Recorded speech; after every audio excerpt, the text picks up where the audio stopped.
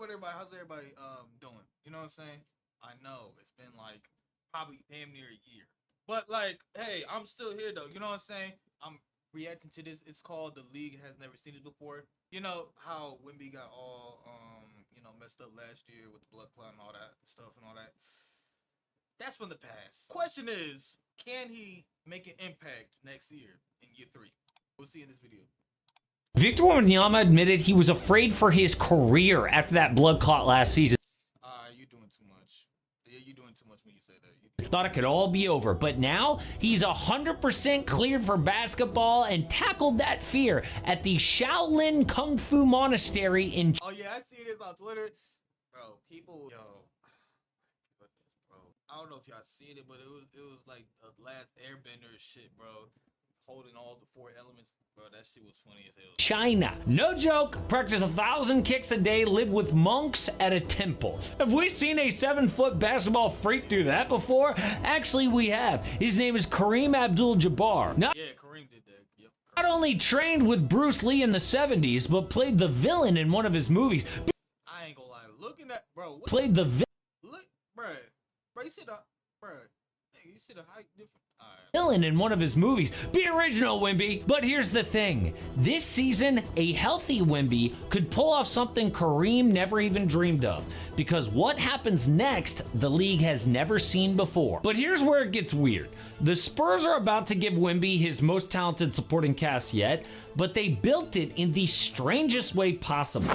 First, they traded for De'Aaron Fox, who's that elite guard in his prime San Antonio wanted. But meanwhile, they had another guard who's about to win Rookie of the Year, then drafted a third guard to their roster with a very similar skill set. But like, come on, like, I ain't gonna lie. Back then, I was like, yeah, should we? You know what I'm saying? But then, like, a couple months later, after the draft, I was like, you know what?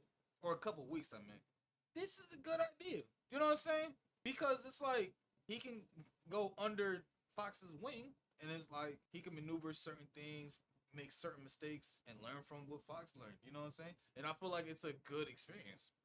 I'll tell you later what these 3 past rookies compared to, in my opinion. Third guard to their roster with a very similar skill set. De'Aaron Fox, Steph Castle, and Dylan Harper all do basically the same thing. Create offense, attack off the dribble, score in the lane, can't shoot much. In fact, none of the 3 is more than a 33% three-point shooter.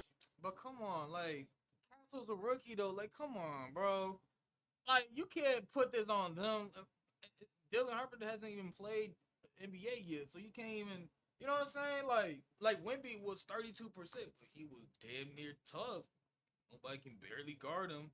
If he's missing, he's missing. Shit. But it's like, come on, bro. You act like Castle's not gonna like get to at least 30, 32%. I think I'm banking on that, but let me know in the comments what y'all think. Kind of a problem in 2025.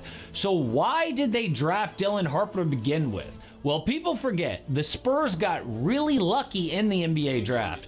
The Mavericks stole all the headlines getting Cooper Flag, but the Spurs only had a 6.3% chance of landing number 2. That luck got completely overshadowed by Dallas on draft night, as it should have. But Harper was the clear second best player in this draft, so they had no choice but to pick him. So what do they do with Fox? Trade him? Nope, the exact opposite. They extended him for the max. 4 years, $229 million. Yo, do y'all think that Wemby's gonna get this much, or is he gonna get more than this? Let me know what y'all think. $1 million. Why? Because in that trade from Sacramento, they had a handshake agreement to pay Fox. Dude had a 1-team wish list of where to go, and the Spurs weren't about to break that promise. So on the outside, it looks like this is a big issue for Wemby and the Spurs. But here's the thing.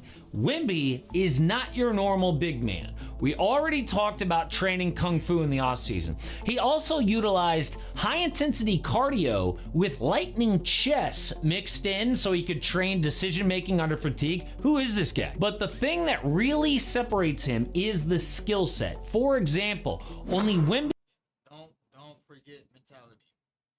and Manute Bol have multiple seasons of 1,500 plus minutes with a 10% block rate. Basically, nothing gets past this guy. He's already going to go down as one of the best defensive players ever. Freak things he does.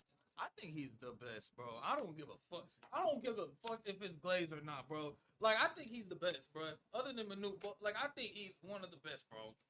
Bro, I don't give a fuck. Now, the only ones that could like that is quote unquote better is the motherfuckers that couldn't even fucking register blocks before the 70s. You know what I'm saying? Like, just get lost because he does them so often. Like, do you remember last year against the Hornets when he blocked Daquan Jeffries without having to leave the ground? Really unfair for these NBA players to have to score on someone from another planet, and we don't even remember these plays. If anyone else did this, it would be on their career highlight reel forever. But Wemby, it's business as usual. But on offense, the gap between Wemby and other guys his age keeps getting bigger.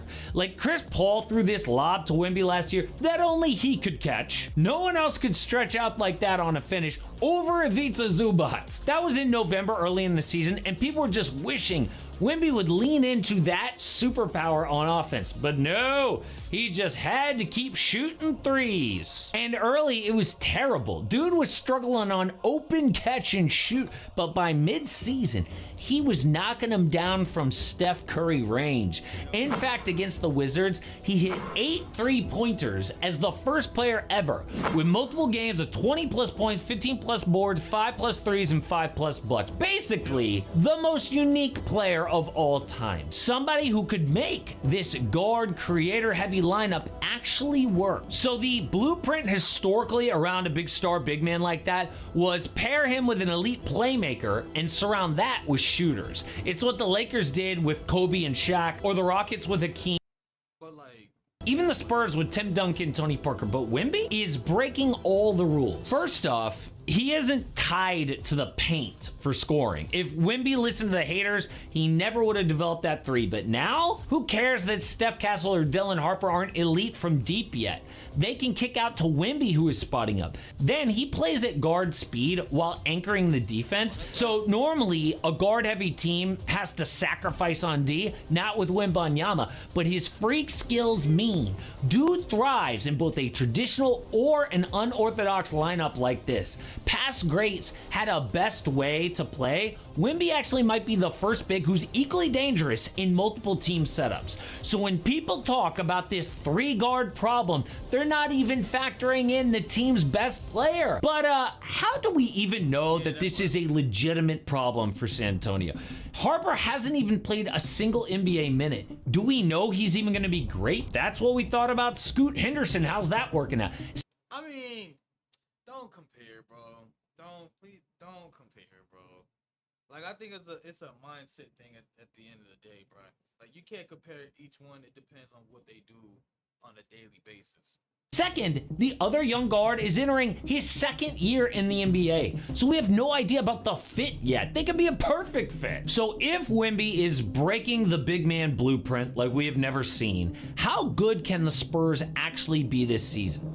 Well, honestly, they might be the biggest wild card in the West. They could make the second round of the playoffs. They could miss the postseason altogether. First off, Fox and Wemby could be one of the most dangerous 1-2 punches in the league. Speed plus size, and they both can create. And with Facts. Now, here's what I was gonna say. Make sure you subscribe if you're new. But here's what I would say. These 3 lineups reminds me of Kevin Durant, Russell Westbrook, and James Harden. You know, Kevin Durant number 2 overall, Westbrook number 4, and then Harden was number 3. So that's basically Wemby, Castle, and Harper.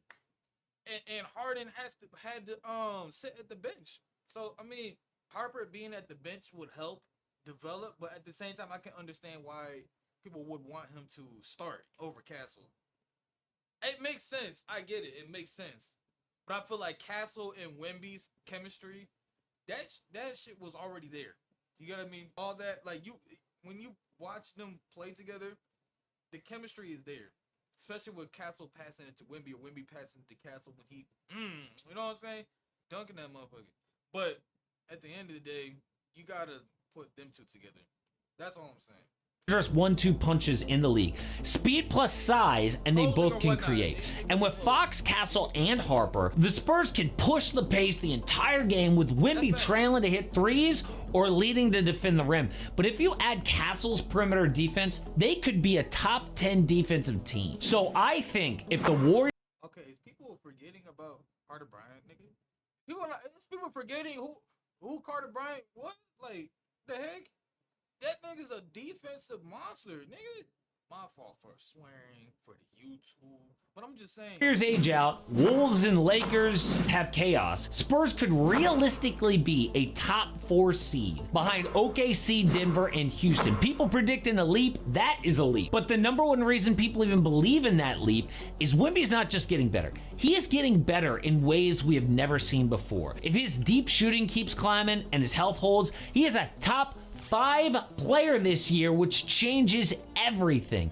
But what's crazy is we haven't even touched on the wild card of this entire thing, rookie Dylan Harper. He may be talented, second best to Cooper Flagg coming in as a rookie, but not walking into some easy role in San Antonio. Dude is joining a team with 2 other ball-dominant guards and a generational big man. Yo, why do you keep saying that, bro? Castle is not ball dominant all the time.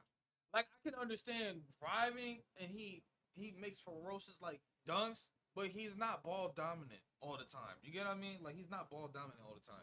He passes to Wemby. At least, like, when I see him compared to motherfuckers from last year in Wemby's rookie year, Castle passes. But he's not just some guy that you can stick in the corner and forget about. He's 6'6" with strength and skill. Harper's used to having the ball in his hands and bullying smaller defenders, creating his own shot. But if he figures out how to thrive without the ball, cutting, crashing, spotting up, the Spurs offense could be even more dangerous than we imagine. But if he struggles to adapt, it could clog things up. He's the ultimate question. The kind of rookie who could look overwhelmed one week, but then dropping 20 plus in a playoff game the next. And for a team with playoff dreams like the Spurs, how fast Harper adjusts might be just as important as this Wemby leap or Castle learning how to shoot. But no matter what happens, this is a one-of-one roster built around a one-of-one player that we have never seen before. And if it works, we might never see it again. But other teams are going to be gunning to be the next dynasty in the NBA and knock off OKC. The Lakers got lucky landing Luka from the Mavericks, but dude has already taken over LA. So, what do y'all think Wemby's potential is? And can Wemby impact in year 3? And my answer is yes.